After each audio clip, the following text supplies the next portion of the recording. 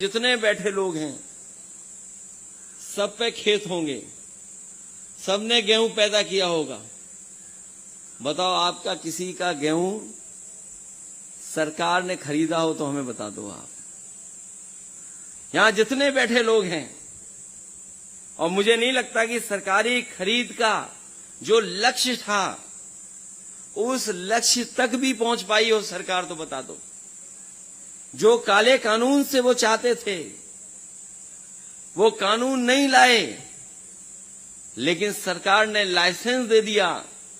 और आप जानकारी कर लेना, जिन कंपनियों के लिए वो काले कानून लाए गए थे उन्हीं कंपनियों ने आपका पूरा का पूरा गेहूं खरीद लिया। केवल लखीमपुर का नहीं, पूरे उत्तर प्रदेश का गेहूं पहुंच गया उन्हीं के पास। अगर सरकार ईमानदार है तो बताओ सरकार ने कितनी गेहूं खरीद की है, कोई आंकड़ा उनके पास हो तो बता दें। और मैं जानता हूं यहां बहुत सारे जागरूक लोग हैं, प्रोफेसर श्री पवार जी भी हैं। बताओ श्री पवार साहब, कहीं गेहूं खरीदा गया हो तो बता दो।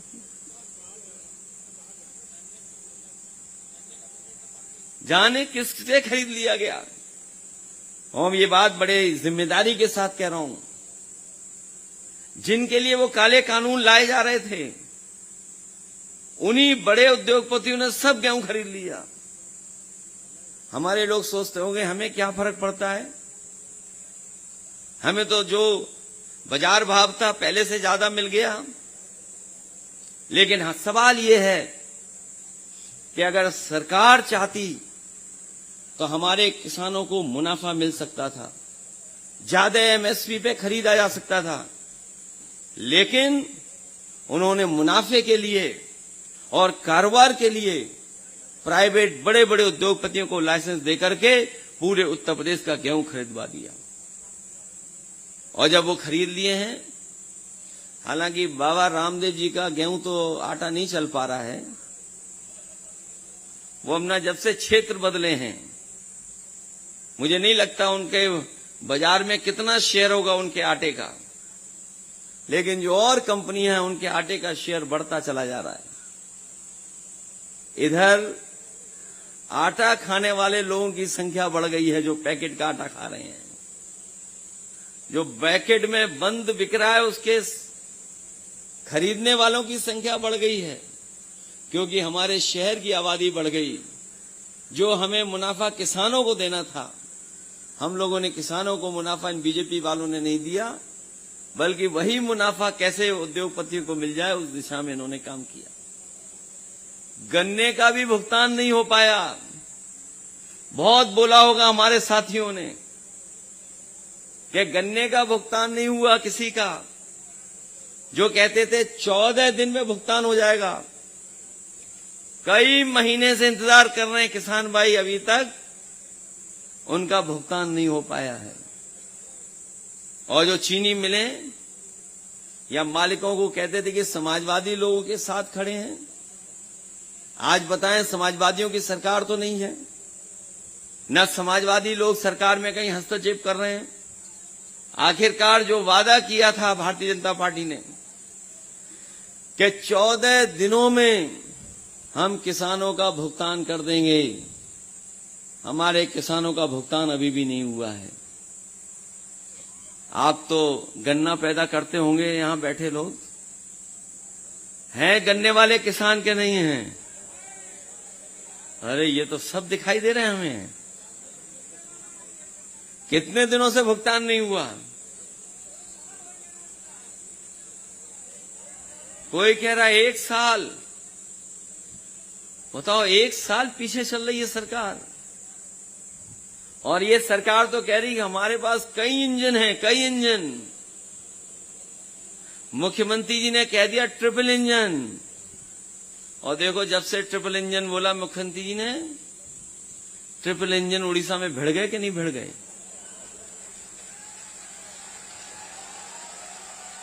इन्होंने कहा ट्रिपल इंजन की सरकार। हमें लगता है इन्हें पहले ही पता था ट्रिपल इंजन भिड़ जाएंगे वहां पर। कितने लोगों की जान चलेगी बताओ। अभी भी संख्या नहीं सही बता पा रहे हैं। और कहते थे ट्रेन में कवच है, कवच। आपको पता होगा बीजेपी के सरकार के जो मंत्री थे, वो सरकार कहती थी कि ट्रेन में ऐसे कवच लगाए हैं, इलेक्ट्रॉनिक कवच हैं इसके अंदर, कि अगर ट्रेन पीछे से आएगी तो भी सिग्नल मिल जाएगा, और अगर आगे से इंजन टकराने के लिए आएंगे तब भी सिग्नल मिल जाएगा। बताओ उड़ीसा में वो कवच कहां चला गया? वो बीजेपी ने कवच नहीं बनाया था, वो भारतीय जनता पार्टी की भ्रष्टाचार का कपट है, भ्रष्टाचार का कपट। और भ्रष्टाचार की वजह से ही वो टकरा गई। और सरकार अगर जागरूक होती, क्योंकि सरकार जानती है कि सरकार के सभी सिग्नल फेल हुए थे, जो टेस्ट हो रहे थे उसमें फेल हो रहे थे, और इलेक्ट्रॉनिक डिजिटल इंडिया का कवच फेल हो गया। दिल्ली वालों का कवच फेल है, और उत्तर प्रदेश वाले जो हमारे लखनऊ में बैठे हैं बहुत दावा करते हैं कि वो सरकार डबल इंजन और ट्रिपल इंजन की है।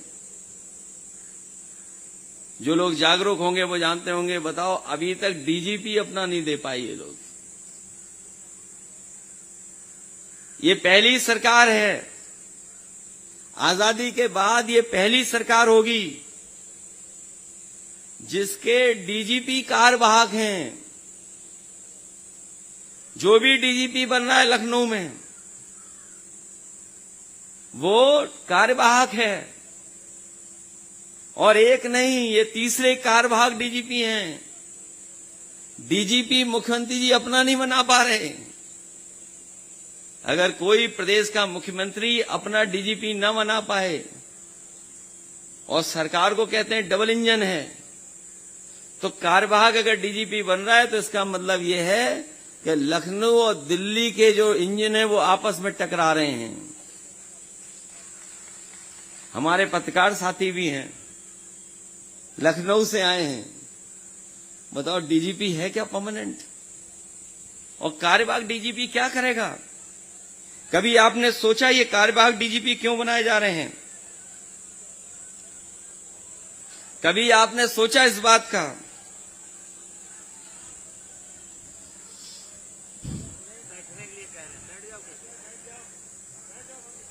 कभी हमारे कार्यकर्ता साथियों आपने सोचा कि कार्यवाहक डीजीपी क्यों बनाए जा रहे हैं? कार्यवाहक डीजीपी इसलिए बनाए जा रहे हैं कि सरकार मन मर्जी से अपना काम करवा ले। अपनी मर्जी से भारतीय जनता पार्टी के लोग कानून चला रहे हैं। ये भारतीय जनता पार्टी के लोग संविधान और कानून से नहीं चल रहे हैं। ये कार्यवाहक डीजीपी इसलिए रख रहे हैं जिससे कि भारतीय जनता पार्टी के नेता कार्यकर्ता अपनी मनमानी कर सकें। बताओ थार वाले मामले में सरकार की मनमानी आपने देखी कि नहीं देखी? बड़े लोगों के लिए कानून अलग, और जो हमारे गरीब हैं उनके लिए कानून अलग, और समाजवादी पार्टी है उसके लिए और अलग कानून। बताओ समाजवादियों के लिए अलग कानून है कि नहीं कानून? अगर समाजवादी पार्टी के लोग न्याय भी कर रहे होंगे तब भी उन्हें आरोप लगाएंगे, लेकिन भारतीय जनता पार्टी के बड़े बड़े लोग हैं, उन्हें कोई कानून से लेना देना नहीं। और केवल एक थार का उदाहरण नहीं बताना चाहता हूं मैं आपको। अभी हमारे पहलवान, अंतर्राष्ट्रीय पहलवान, हमारे आपके घर की बेटियों की तरह वो बेटी हैं। न्याय के लिए उन्हें कितना बैठना पड़ा धरने पर। जिन बेटियों ने हमारे देश का नाम रोशन किया हो, अपने परिश्रम से, अपनी मेहनत से, अपना पसीना बहा करके दुनिया के पहलवानों के सामने अपने मेहनत से उन्होंने देश का नाम रोशन किया। हम लोगों को उन पे गर्व है। और सोचिए, उनको बचाने के लिए पूरी सरकार एक साथ खड़ी थी कि नहीं खड़ी थी? अभी क्या आपने वो टीवी, अखबार और सोशल मीडिया पे नहीं देखा ये चीजें? सब सरकार खड़ी उनके साथ, पूरी सरकार खड़ी उनके साथ। इतने नारियों का, बेटियों का किसी सरकार ने अपमान नहीं किया होगा जितना भारतीय जनता पार्टी की सरकार ने उनका अपमान किया है। और हमारे यहां तो एक सांसद हैं, वो भी कमाल के सांसद हैं, वो क्योंकि बीजेपी के हैं। अपहरण करने वालों को छुड़वा ले आए, चौकी में पुलिस को पीटा। रात में भारतीय जनता पार्टी के सांसद अपने गुंडे और तमाम दबंगों को लेकर के गए और ऐसी पिटाई की पुलिस को समझ में नहीं आया किधर भागे। उन्हें अगर कहीं बुलडोजर खड़ा मिलता होता तो शायद बुलडोजर के पीछे खड़ी होकर के पुलिस बच जाती, लेकिन वहां बुलडोजर भी नहीं था कोई। अगर बुलडोजर होता तो शायद पिटने वाली पुलिस उसके पीछे छिप जाती, तो बीजेपी के सांसद से बच जाती। और पुलिस ने जो दर्ज किया है मुकदमा, उसमें पुलिस को पता ही नहीं है कि वो पता कहां है उनका। क्या आप ये कल्पना कर सकते हो कि किसी सांसद का पुलिस को पता ही ना पता हो? ये स्थिति है। इसलिए हम आपसे कह रहे हैं कि ये जो कार्यवाहक डीजीपी इसलिए बनाए जा रहे हैं कि वो अपनी मर्जी से अन्याय कर सकें और अपनी मर्जी से भारतीय जनता पार्टी के लोगों को, उनकी गुंडई को, उनकी हरकतों को, वो जो अन्याय जनता पे कर रहे हैं, और भारतीय जनता पार्टी के नेताओं का, कार्यकर्ताओं का मनोबल बढ़ा रहे हैं। इसलिए मैं कहना चाहता हूं आपसे, जो आंकड़े बताते हैं, जो उत्तर प्रदेश के आंकड़े बताते हैं, ये लोग जो कह रहे हैं कि एनकाउंटर से कानून व्यवस्था ठीक हो रही है, अभी तक उत्तर प्रदेश में, क्योंकि कार्यवाहक रखना है इन्हें, अपनी मनमर्जी की पुलिस रखनी है, सरकार कहती है कि कुल इनकाउंटर अभी तक 10,900 हो गए हैं। जब हम और आप लोग बातचीत कर रहे हैं, हो सकता है 100 और बढ़ गए हों, जो आंकड़ा थोड़ा पुराना हो सकता है। तो कुल इनकाउंटर सरकार बताती है कि लगभग 11,000 हुए हैं। इनकाउंटर में घायल 5,000 से ज्यादा हुए हैं। इनकाउंटर में मौत लगभग 200 हुई हैं। और दुख की बात है कि जब से भारतीय जनता पार्टी की सरकार आई है, कस्टोडियल डेथ सबसे ज्यादा हुई है। 2,000 से ज्यादा भारतीय जनता पार्टी की जब से सरकार आई है, कस्टोडियल डेथ हुई है। और इनकाउंटर जो हो रहे हैं, जो घायल हो रहे हैं, आप देखिए हमारी पुलिस कितनी निशानेबाज है। जो इनकाउंटर में घायल हैं, ज्यादातर की टांग में गोली लगी है।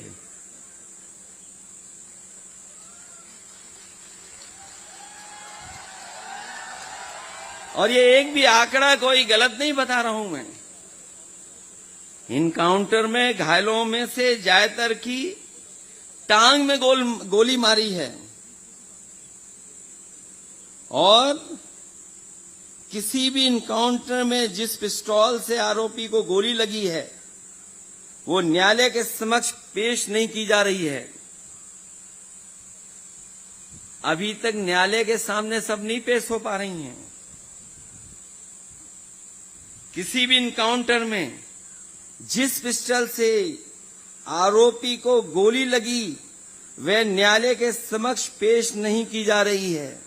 तो सोचिए कितना अच्छा निशाना है। सीधी गोली टांग में ही लगती और कहीं नहीं लगती जाकर के।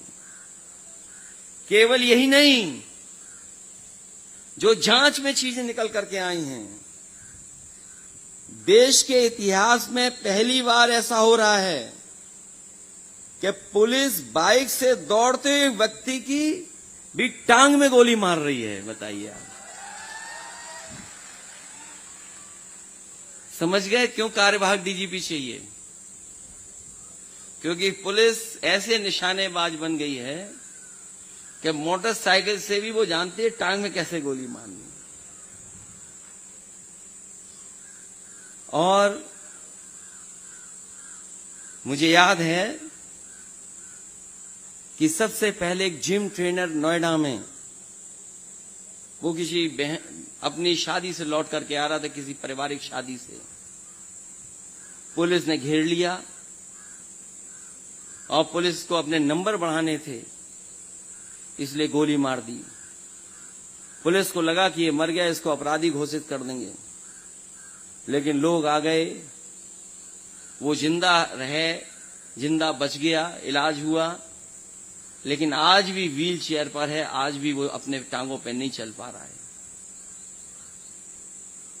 न केवल वो जिम ट्रेनर, बल्कि आपको याद होगा कुछ दिन पहले गोरखपुर में एक व्यापारी व्यापार के लिए गया था, कारोबार को करने के लिए, और वो कारोबार के साथ साथ गोरखपुर देख रहा था। पुलिस होटल में गई, मार मार करके उसको मार दिया। बाद में हंगामा हुआ, पुलिस को जेल जाना पड़ा। अभी कुछ दिन पहले कानपुर देहात में आपको याद होगा, बलवंत सिंह एक कारोबारी था। एक कारोबारी, वो अपना कारोबार करता था, कोई शिकायत हुई, पुलिस ने उसको उठा लिया और थाने में इतना मारा कि उसकी जान चली गई। हम लोगों ने कहा इसकी मदद करो। बीजेपी के सांसद, बीजेपी के विधायक, उन्होंने कहा मदद करो। करोड़ों की मांग की, सरकारी नौकरी की मांग की, लेकिन नहीं दी उन्होंने। न मदद की सरकार ने, न उसके परिवार के लोगों को सरकारी नौकरी दी। क्या वो बात आप लोग भूल जाओगे? एक ब्राह्मण परिवार की मां और बेटी, बुलडोजर से उसका घर गिरा दिया, आग लगा दी और जिंदा जल गए। बाप और बेटा देखता रहा कि उसकी मां और बहन जल रही है, लेकिन उसके बावजूद भी कोई मदद करने नहीं आया सामने प्रशासन और शासन। इसी तरह पुष्पैन झांसी में पुलिस से कुछ लेन देन का झगड़ा हो गया, पुलिस ने उसका फर्जी इनकाउंटर कर दिया, जान चली गई। सबने आंदोलन किया, सब लोग गए, हम लोग गए, पूरी पार्टी रही वहां पर, लेकिन न्याय नहीं मिला। उसे कोर्ट जाना पड़ा। कोर्ट से एफआईआर दर्ज हुई। 1-1.5 साल से कोई कार्रवाई नहीं हुई पुलिस वालों पर। और उसके बाद उसकी पत्नी ने कहा था कि अगर मेरे पति के हत्यारों को कोई सजा नहीं होगी, मुझे न्याय नहीं मिलेगा, तो मैं आत्महत्या कर लूंगी। 1 साल 2 साल इंतजार किया उसकी पत्नी ने, नहीं न्याय मिला, उसकी पत्नी ने आत्महत्या कर ली। सोचिए, ये हो रहा उत्तर प्रदेश में। केवल यही बातें नहीं रुकती। एक मुरैना का नौजवान, गुर्जर समाज का, वो भर्ती के लिए, अग्निवीर भर्ती के लिए आगरा आया और पुलिस में दबाव था कि बालू माफियाओं को पकड़ना है। पुलिस के लोगों ने उसी नौजवान को देखा, बस से उतारा और गोली मार दी और कहा कि ये बालू माफिया है। बाद में पता लगा वो मुरैना का है, मध्य प्रदेश का है। मां बाप और उसके परिवार के लोग आए, वो कोर्ट गए, समाजवादियों ने मदद की। उसके बाद उन पुलिस वालों के खिलाफ एफआईआर दर्ज हुई है। अगर किसी ने गुर्जर समाज के उस नौजवान की, या जितने लोग आपके नाम मैंने बोले हैं, अगर किसी ने मदद की है, जिनकी जानें गई, जिनका नुकसान हुआ, तो वो समाजवादी पार्टी थी। अगर उन्हें अपनी पार्टी के ही खजाने से मदद करनी पड़ी तो उन परिवारों की हम लोगों ने मदद करने का काम किया। ये बात मैं इसलिए बता रहा हूं, ये बातें मैं इसलिए बता रहा हूं कि आपने चुनाव भी देखा होगा कुछ दिन पहले, जब यहां पर ब्लॉक प्रमुखी का चुनाव था, एक बहन पर्चा भरना चाहती थी, उसका पर्चा छीन लिया, उसको ब्लॉक प्रमुखी का चुनाव नहीं लड़ने दिया। जिला पंचायत का भी चुनाव आपने देखा होगा, बीजेपी कम, प्रशासन ज्यादा चुनाव लड़ रहा था और प्रशासन में भी पुलिस ज्यादा आगे भाग रही थी। चुनाव का परिणाम क्या हुआ? जो सरकार चाहती थी वही हुआ। और अभी जो नगर निकाय के चुनाव हुए, कई जगह के मैंने देखे चुनाव, कई जगह से जानकारी आई कि वहां पर लखनऊ से निर्देश हैं कि किसी भी हालत में समाजवादी पार्टी न जीत पाए। एक बार को निर्दलीय जीत जाए, लेकिन समाजवादी पार्टी नहीं जीतनी चाहिए। और वही किया प्रशासन ने। जहां जितनी बेईमानी कर सकते थे बेईमानी की। हमारे कार्यकर्ता नेता लड़ते रहे, लेकिन वो अपनी बेईमानी से पीछे नहीं हटे, उन्होंने बेईमानी की और परिणाम भी बदले। हमें खुशी है इस बात की कि किन्नरों का ये परिणाम सरकार नहीं बदल पाई। याद होगा चंदौली का चुनाव, जिन्होंने अपने व्हाट्सएप टीवी पर देखा होगा। चंदौली जिले में किन्नर जीत गए चुनाव। दिल्ली और लखनऊ से अधिकारियों को फोन आए कि रिजल्ट बदल दो। अधिकारियों ने हिम्मत जुटा करके रिजल्ट बदल दिया। किन्नर भाइयों को पता लगा कि अभी अभी तो जीते थे, फिर हरा दिया इन्होंने। उन्होंने पहले तो लड़ने का काम किया, बातचीत करने का काम किया। न ये बातचीत से माने, अपना जो कुछ आर्गुमेंट कर सकते थे आर्गुमेंट किया, नहीं आर्गुमेंट माने। उन्होंने भी फिर वही किया जो किन्नर करते हैं। उन्होंने पुलिस का डंडा खींचा, अपने कपड़े उतारे और पुलिस को दौड़ा दौड़ा करके उन्होंने अपना रिजल्ट अपने पक्ष में करा लिया। हालांकि वो बात मुझे मंच पे नहीं कहनी चाहिए, लेकिन कहावत तो किसी कारण बनी होगी। जब मैंने किन्नरों को लड़ते हुए देखा और जो मैंने देखा कि किन्नरों ने अपना रिजल्ट अपने पक्ष में करा लिया, तो हमें एक पुरानी कहावत याद आ गई। पता नहीं बीजेपी किस रूप में इस बात को लेगी कि लातों के भूत बातों से नहीं मानते। ये बातें वो बता रहा हूं मैं जो हमने और आपने आंखों से देखी। और इसी बात से जोड़ते हुए बात मैं ये आपसे कहता हूं, जब समाजवादी सरकार थी तो उस समय समाजवादी सरकार में पुलिस की भर्ती हुई थी और हम लोगों ने कहा कि कोई परीक्षा नहीं होगी, मेरिट के आधार पर होगी। और मेरिट के आधार पर हम लोगों ने पुलिस की भर्ती कर दी। रिजल्ट आ गया, कुछ लोगों ने रिजल्ट रुकवा दिया। सरकार जब सुप्रीम कोर्ट गई, वहां पर भी कुछ लोगों ने जाकर के रिजल्ट रुकवा दिया। जब रिजल्ट हम लोग घोषित नहीं कर पाए और चुनाव आ गया, चुनाव संपन्न हो गया, उसके बाद वही बच्चे जो मेरिट की भर्ती में हो गए थे वो कोर्ट गए। कोर्ट से निर्देश हुआ कि रिजल्ट को आउट किया जाए। रिजल्ट को घोषित किया गया और बड़ी संख्या में लोगों के अंदर खुशी हुई, उत्साह हुआ। घर परिवार के लोगों ने मिठाई बांटी जो नौजवान भर्ती हो गए थे। भर्ती वालों ने खुशी मना ली और खुशी मन गई। उसके 4 दिन बाद जो हाई कोर्ट से ऑर्डर के बाद, कोर्ट के ऑर्डर के बाद जो रिजल्ट घोषित हुआ था, उस रिजल्ट को 4 दिन बाद बदल दिया। 4 दिन बाद जो रिजल्ट बदला गया उसमें लगभग 1700 नौजवानों की नौकरी चली गई। वो 1700 लोग वो जो नौजवान जो 1700 की नौकरी गई, वो हमारे और आपके परिवार के और बहुजन समाज के लोग थे। और वो नौकरी इसलिए चली गई क्योंकि समाजवादी सरकार में जो परिणाम बना था, जो रिजल्ट बनाया गया था, वो पुरानी आरक्षण व्यवस्था पर बना था। 4 दिन बाद भारतीय जनता पार्टी ने जो रिजल्ट बनाया, उसमें नई आरक्षण व्यवस्था लागू कर दी। और जब नई आरक्षण व्यवस्था लागू हो गई तो वो 1700 नौजवान जो ऊपर वाली कैटेगरी में शामिल हो गए थे, जिन्हें नौकरी मिल गई थी, जिन्होंने मिठाई बांट ली थी, वो 1700 के नीचे आए और नीचे वाले नौजवान बाहर हो गए। ये बात मैं इसलिए कह रहा हूं कि जो नई व्यवस्था लागू हुई है वो हमारे और आपके सब अधिकारों को छीनने के लिए व्यवस्था लागू हुई है।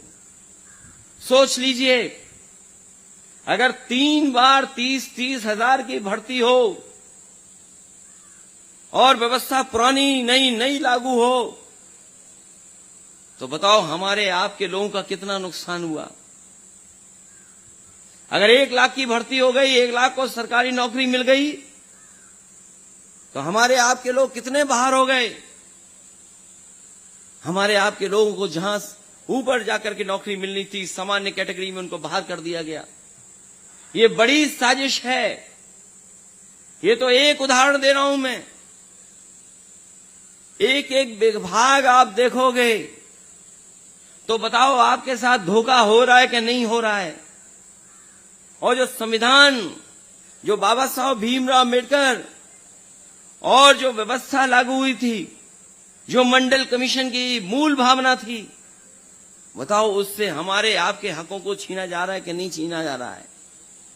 हमारे हकों को छीना जा रहा है। और याद रखना, जितना प्राइवेटाइजेशन बढ़ेगा, जितना आउटसोर्स बढ़ेगा, जितनी सरकारी कंपनियां बिकेंगी, उतने ही हमारे अफसर, हमारे अधिकारों को छीना जाएगा। ये उस रास्ते पर है बीजेपी के लोग। हम लोगों ने अपने घोषणा पत्र में लिखा था कि आउटसोर्स व्यवस्था खत्म की जाएगी। हमारी सरकार नहीं बनी, हम व्यवस्था को नहीं बदल पाए, लेकिन हमारी आपकी योजना पंजाब में भी वही मांगी लोगों ने। दूसरे दल जिनकी सरकार बनी, उन्होंने भी अपने मैनिफेस्टो में लिखा, और मैनिफेस्टो में लिख करके उन्होंने धीरे धीरे आउटसोर्स व्यवस्था को खत्म करने का काम किया। अगर आउटसोर्स व्यवस्था, प्राइवेटाइजेशन, ये व्यवस्था रहेगी तो हमारे आपके अधिकार छीने जाएंगे। ये जो लोग हम लोगों पे आरोप लगाते हैं, समाजवादियों पर, कि हमने इनका छीन लिया, उनका छीन लिया, बताओ साथियों, आज तो हमारी सरकार नहीं है। क्या बीजेपी के लोग नहीं झूठा प्रचार करते थे कि समाजवादी सरकार आती है तो जाने क्या क्या हो जाता है। और देखो हमारे मुख्यमंत्री जी की मुंह में और जुबान पर कैसी सरस्वती आई कि विधानसभा में हम लोगों ने पूछा कुछ, हमारे मुख्यमंत्री जी कहने लगे 46 में 56।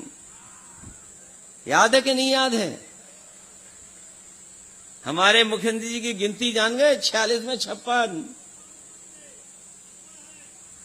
बोले 46 में 56 हो गए थे। हमने कहा वो सूची जारी करी है 46 में 56 वाली। वो 46 में 56 वाली सूची आज तक नहीं आ पाई। 46 में 56 वो तो रिकॉर्ड होगा, अभी तो कभी कभी देख लिया करो। वो आजकल तो सोशल मीडिया का जमाना है, जो बात कह दी गई वो कहीं ना कहीं रिकॉर्ड हो गई, और जब चाहोगे तब ढूंढ करके देख सकते हो। तो हमारे मुख्यमंत्री जी कहते हैं 46 में 56, और बीजेपी प्रचार करती है कि सबका साथ सबका विकास, सबका साथ सबका विकास। बताओ बिना गिनती के कैसे सबका साथ सबका संभव है? इसीलिए हम समाजवादी लोग चाहते हैं, और ज्यादातर लोग चाहते हैं कि जाति जनगणना हो। कम से कम हमें और आपको पता हो कि हमारी आबादी कितनी है, हमारी आपकी आबादी नहीं पता होगी तो हम कैसे सबका साथ सबका विकास करेंगे और कैसे उनको हक और सम्मान दिलाएंगे। हर व्यक्ति, हर जाति चाहती हमारी गिनती हो। अगर हम ये बात कहें तो बीजेपी के लोग कहेंगे देखो हम जातिवादी लोग हैं। हम लोग अगर कहें समाजवादी बात कहें तो हम लोगों को जातिवादी कहेंगे। इसीलिए जरूरी है कि इस तरह के कार्यक्रमों के माध्यम से हम अपने कार्यकर्ता, नेता और पार्टी के लोगों को बताएं कि जब तक जाति जनगणना नहीं होगी तब तक हम लोग उत्तर प्रदेश और देश और समाज को बांध नहीं सकते, सबको हम लोग एक साथ नहीं ले जा सकते। इसलिए जरूरी है जाति जनगणना हो, और जाति जनगणना होगी तो हमारी सरकार के पास जानकारी होगी किसको कितनी मदद करनी है, कौन कितना पीछे है। मुझे याद है समाजवादी पेंशन जब शुरू की थी तो वो जाति और धर्म के आधार पर नहीं बल्कि गरीबी के साथ साथ जिसकी जितनी आबादी के है उसके हिसाब से हम लोगों ने मदद की थी। वो समाजवादी पेंशन आबादी के हिसाब से मदद की थी, और समाजवादियों की अगर सरकार बन गई होती तो कोई भी गरीब परिवार नहीं बचता जिस तक हम लोग समाजवादी पेंशन न पहुंचा देते। और हम लोगों ने तो यहां तक कहा था कि सरकार बनेगी तो 3,000 तक रुपया हम लोग गरीब परिवार को समाजवादी पेंशन से मदद करने का काम करेंगे। इसलिए जरूरी है कि बीजेपी के लोग सोचिए, क्या जो अनाज बांट रहे हैं कितने रुपए का होगा, हिसाब किताब लगाइए आप। 200 रुपए का भी नहीं होगा। और हमारा आपका नुकसान कितना कर रहे हैं। ये जो कीमतें बढ़ रही हैं, जो कीमतें बढ़ रही हैं, डीजल, पेट्रोल, सिलेंडर, तेल का, आटे की कीमत, या जो महंगाई लगातार बढ़ती चली जा रही है, आखिरकार ये पैसा किसके खजाने में जा रहा है? ये जा रहा है सरकार के खजाने में, और उसके बाद उद्योगपतियों की जेब में जा रहा है। उद्योगपतियों की जेबें भरी जा रही हैं। जो गरीब से पैसा निकाला जा रहा है आपकी जेब से, वो अमीरों की तिजोरियों में पहुंच रहा है। और सरकार भी कमाल की है। हम लोग कितने दिनों से समझा रहे सरकार को। याद कीजिए जब पहली नोटबंदी हुई थी तब भी हम लोगों ने कहा था कि रुपया काला सफेद नहीं होता। सरकार ने कहा कि नहीं, रुपया काला सफेद होता है। और नोटबंदी हो गई, कहा कि भ्रष्टाचार खत्म हो जाएगा। बताइए, लखीमपुर के हमारे सभी कार्यकर्ता, नेता और मंच पर बैठे लोग, क्या नोटबंदी से भ्रष्टाचार खत्म हो गया तहसील और पुलिस का? तो फिर रुपया कैसे काला सफेद है? और अभी अभी जो रुपया बंद हुआ है, ये बताओ किसके सहारे पे बंद हो गया? ये जो 2,000 रुपया छापा और फिर बंद हो गया, ये बीजेपी के लोग बताएं कि आखिरकार 2,000 रुपए क्यों छापे थे आपने जब बंद ही करने थे?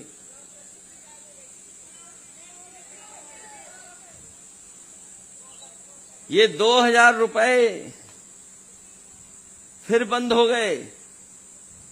ये हमारे कार्यकर्ता बोल रहे हैं उसमें चिप थी, जो चिप खराब हो गई। अरे भाई, 2,000 रुपए की चिप खराब हो ना हो उससे लेना देना नहीं है। हम लोगों को बीजेपी की चिप खराब करनी है। ये जो बीजेपी हम लोगों को कभी कभी गुमराह कर देती है,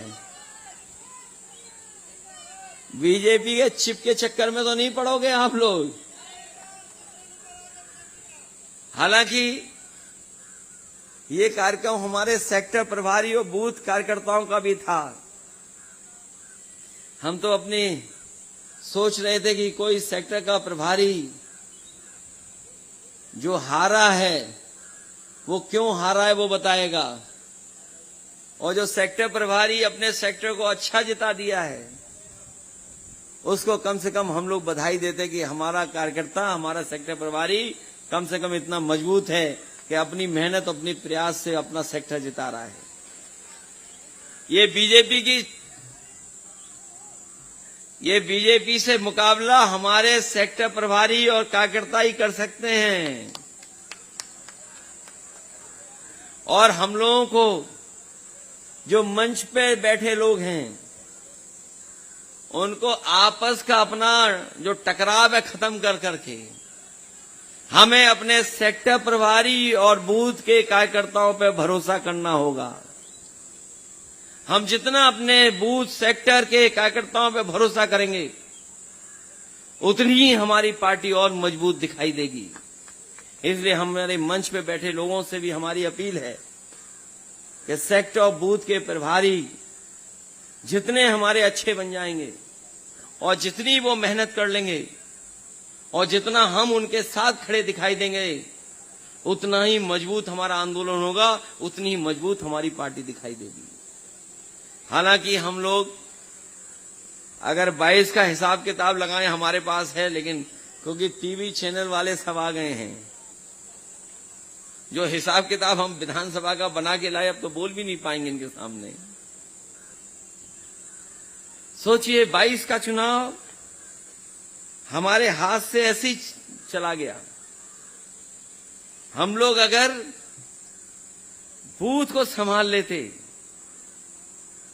तो ये परिणाम आज दूसरे होते, और परिणाम दूसरे होते तो सोचिए क्या क्या मिलता गरीब को। जहां समाजवादी पेंशन मिलती, वहीं सरकारी अस्पतालों में गरीबों का इलाज फ्री मिलता।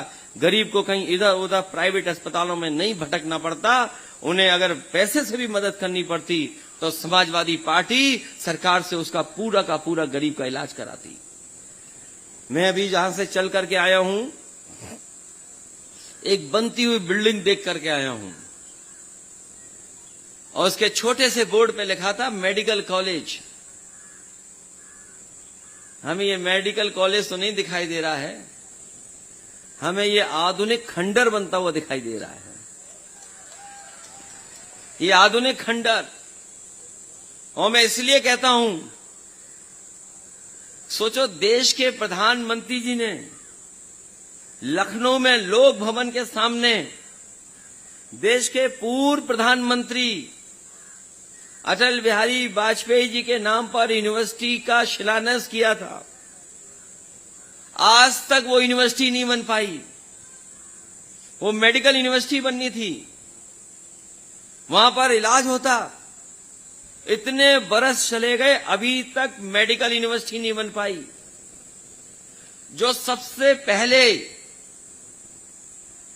केंद्र और उत्तर प्रदेश सरकार को मिलकर के जो मेडिकल कॉलेज बनाना था, वो उस समय समाजवादी सरकार में, और उस समय के जो केंद्रीय के मंत्री थे स्वास्थ्य विभाग के, जो आज भारतीय जनता पार्टी के राष्ट्रीय अध्यक्ष हैं, उन्होंने और हमने मिलकर के शाहजहांपुर का मेडिकल कॉलेज का जो स्कीम चली थी कि हर डिस्ट्रिक्ट पर एक मेडिकल कॉलेज होगा, उसकी शुरुआत की थी। ना शाहजहांपुर का मेडिकल कॉलेज बन पाया और ना आपका लखीमपुर का मेडिकल कॉलेज मुझे लगता बन पाएगा। जितने डॉक्टर होने थे, डॉक्टर ही नहीं है। बिना डॉक्टर के इलाज कैसे हो जाएगा बताओ हमें आप? बिना डॉक्टर के इलाज हो जाएगा क्या? किसी अस्पताल में चले जाओ, बताओ डॉक्टर हैं क्या? अभी आते आते मैंने प्राथमिक केंद्र भी देखा है,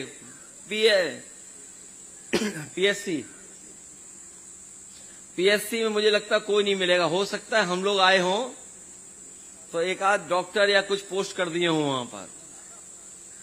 अंदर तो नहीं मैंने जाकर के देखा, क्योंकि उसमें दवाई और इलाज तो संभव ही नहीं था मिले।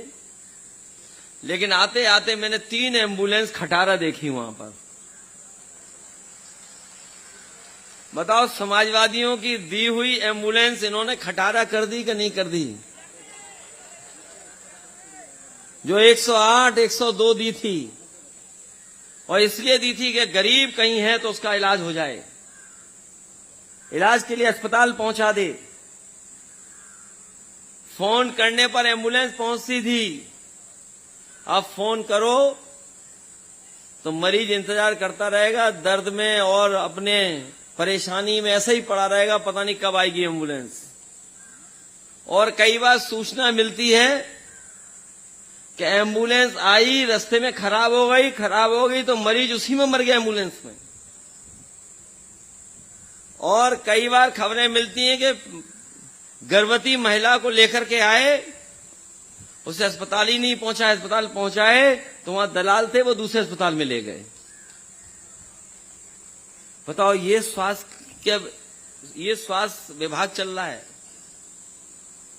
स्वास्थ्य विभाग को देखा क्या हाल है उसका। कोई गरीब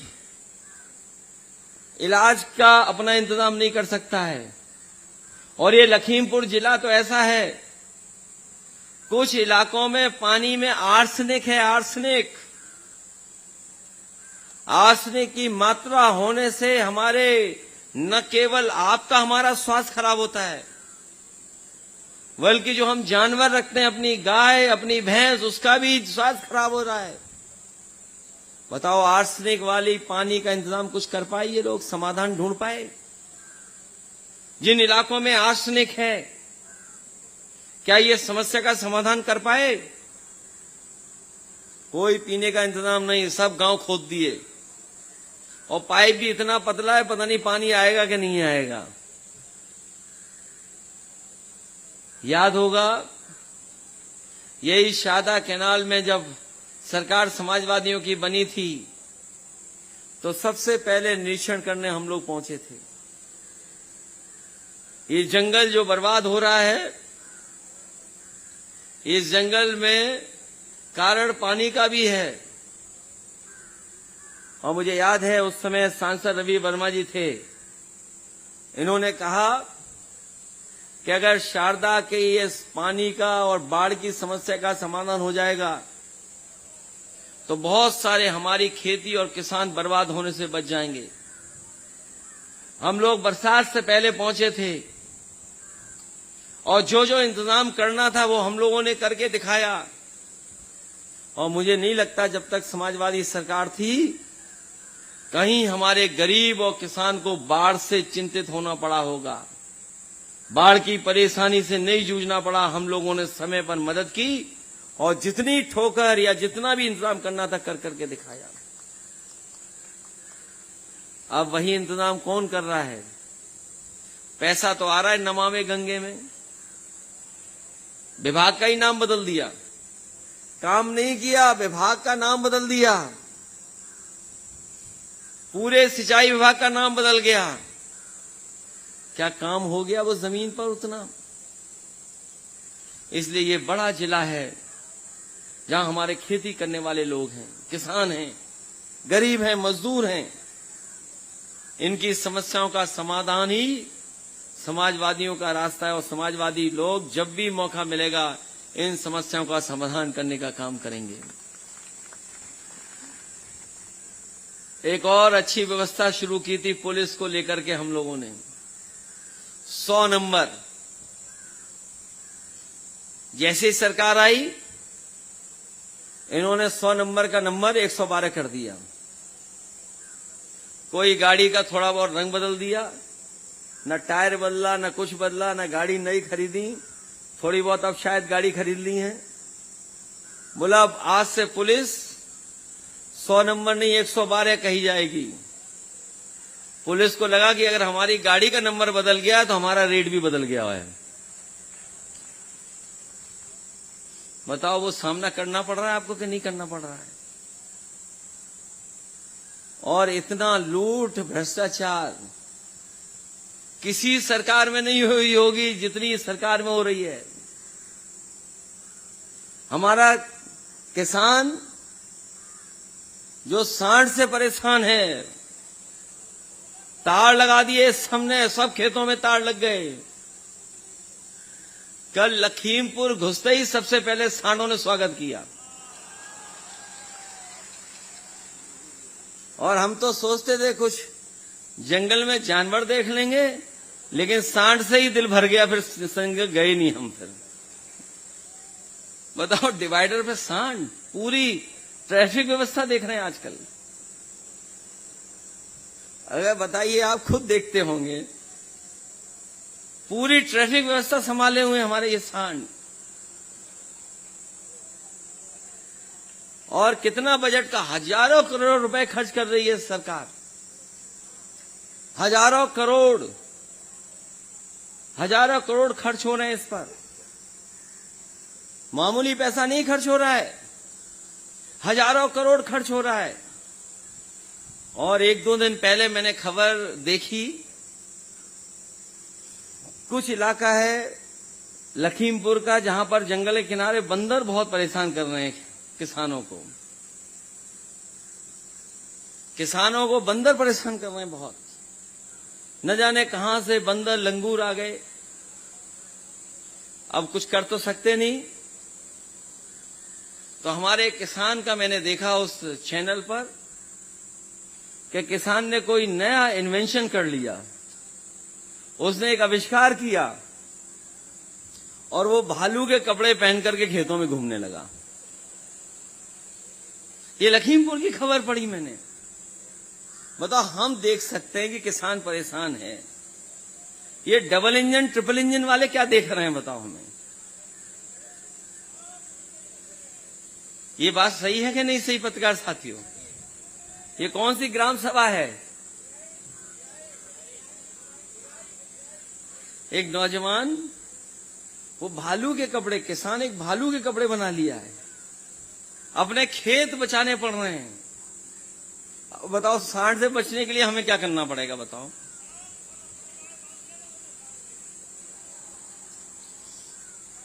और ये लोग, और जो जंगल टाइगर को लेकर के बड़ी चिंता थी, जो काम समाजवादियों ने किए वही काम दिखाई दे रहे हैं। कोई बड़ा काम नहीं कर पाई ये सरकार। जो जंगल की सुरक्षा के लिए, टाइगर की सुरक्षा के लिए जो समय समय पर समाजवादियों ने फैसले लिए, वही दिखाई दे रहे हैं। और अब तो सुनने में आ रहा है कि बहुत बड़ी संख्या में लोगों की जान जा चुकी है। कितने लोगों की जान गई है? अभी तक तो लगभग कई सौ मर गए हैं। 23-24 तो अभी मर गए। और ये कोई दोषी है इसके लिए? तो सरकार दोषी है। ये जो टाइगर से जंगल के आसपास किसान मजदूर अपनी खेती कर रहा है, अपने खेत में खेती के लिए जा रहा है, और जो उनकी जान जा रही है, अगर कोई दोषी है उसके लिए तो उत्तर प्रदेश की सरकार है। और जिनकी जान चली जा रही है उनकी कोई मदद नहीं कर रहा। मुझे याद है, समाजवादी सरकार में भी एक महिला, उसके पति की जान चली गई थी। हम लोगों ने उसको अपने मुख्यमंत्री आवास में बुला करके उसको लगभग 10 लाख रुपए की मदद करने का काम किया था। अगर ये जान जा रही है तो उसके जिम्मेदार सरकार है, तो सरकार रोकथाम क्यों नहीं कर पा रही? और अगर रोकथाम नहीं कर पा रही तो गरीब की मदद क्यों नहीं कर रही? अगर समाजवादी सरकार में मदद हो सकती है तो बताओ, डबल और ट्रिपल इंजन वाली सरकार में मदद क्यों नहीं हो पा रही? इसलिए मैं आपसे जो आज मिलने आया, क्योंकि पत्रकार साथी हैं, तो बहुत सी बातें नहीं हो पाएंगी, क्योंकि कोई बात ऐसी बोल दी जाएगी तो ये दिन भर टीवी पर चलाएंगे। हम लोगों की अच्छाई कम चलती है, बुराई ज्यादा चलती है। कभी आप